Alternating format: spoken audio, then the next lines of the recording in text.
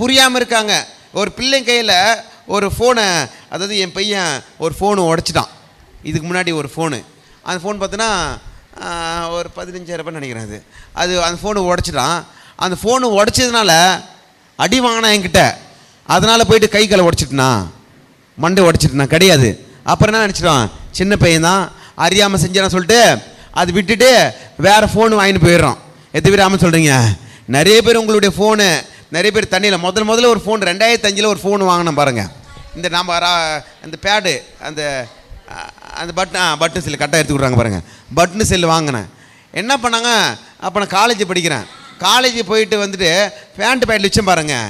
எங்கள் வீட்டில் துணி துவைக்கும் போது வாஷிங் மிஷினில் எடுத்து என்ன பண்ணாங்கன்னா, அந்த பேண்ட்டோடு சேர்த்து ஃபோன் உள்ளுக்கிறத பார்க்காம தண்ணியில் போட்டு வாஷிங் மிஷினில் போட்டு அதை அலசி புழிஞ்சி காய வச்சு கொடுத்தாங்க. எடுத்து பார்த்தா ஃபோனு நல்லா சுத்தமாக இருக்குது.